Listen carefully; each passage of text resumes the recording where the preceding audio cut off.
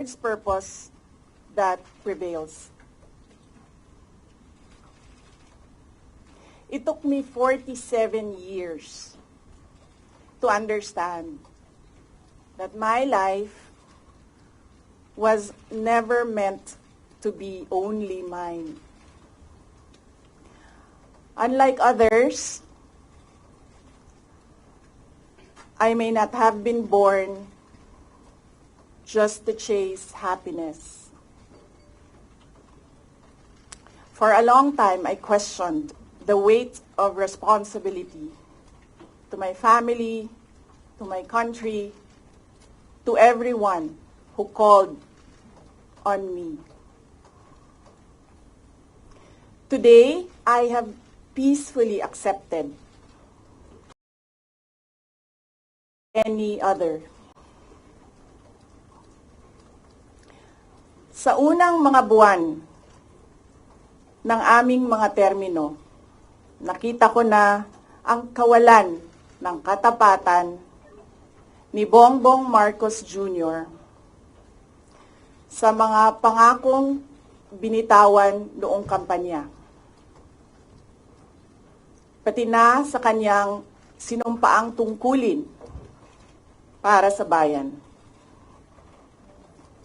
Dahil hindi ko kinaya na maging bahagi ng 2025 national budget na tadtad ng katiwalian. Pinili kong umalis sa kabinete kahit alam ko na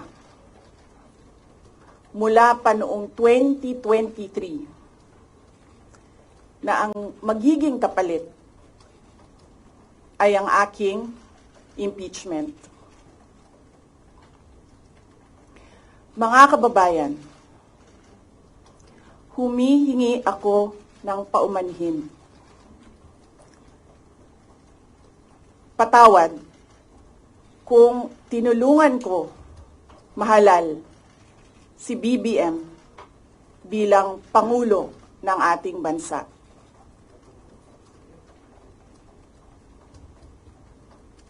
Patawad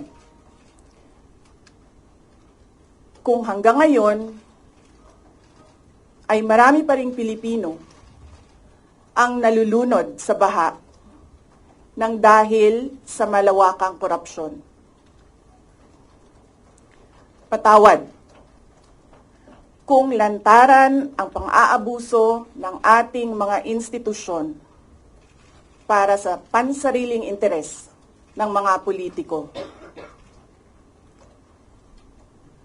Patawad kung patuloy ang pagtaas ng presyo ng mga pangunahing bilihin habang nananatiling kapos ang kita ng bawat pamilya. Patawad kung wala man lang tayong tunay na seguridad sa pagkain.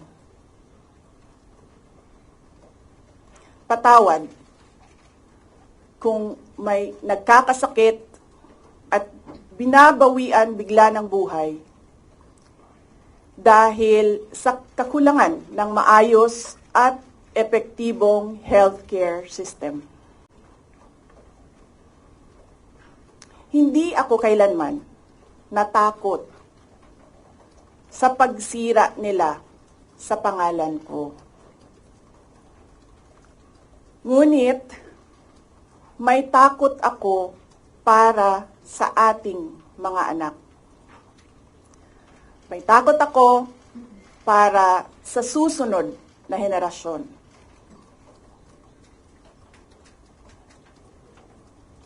May takot ako para sa mga kababayan nating walang bahay sa ibang bansa. Walang pangalawang pasaporte. Walang ibang matatakbuhan kundi ang Pilipinas.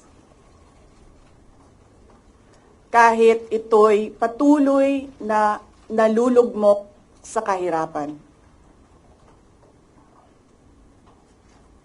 Na ako'y kahadlok nga moabot ang adlaw na dawaton na lang nato ang kapobrihon isip kapalaran. Nga maanad na ta sa sayop. Nga mawad-an na lang ta og paglaom. Ug labaw sa tanan na ako'y kahadlok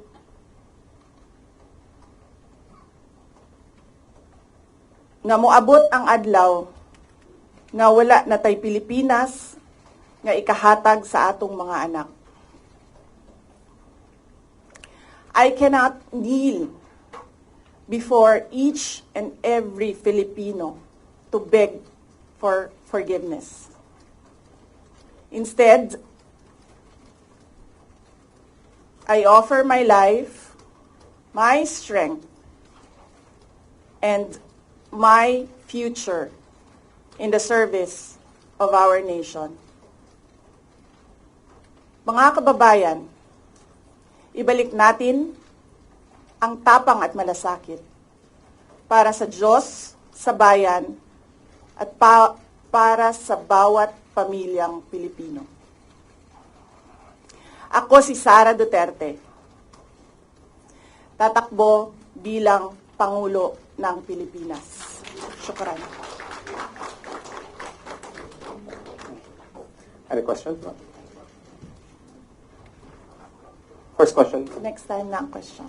Oh. Thank you. Oh. Good morning.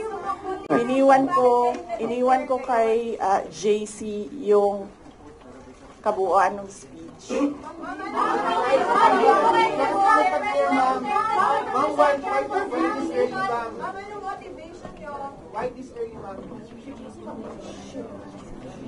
I'll scan this. I-scan ko na. Sasend ko sa GC. I-send ko sa GC. Wait lang. Para maganda yung scan.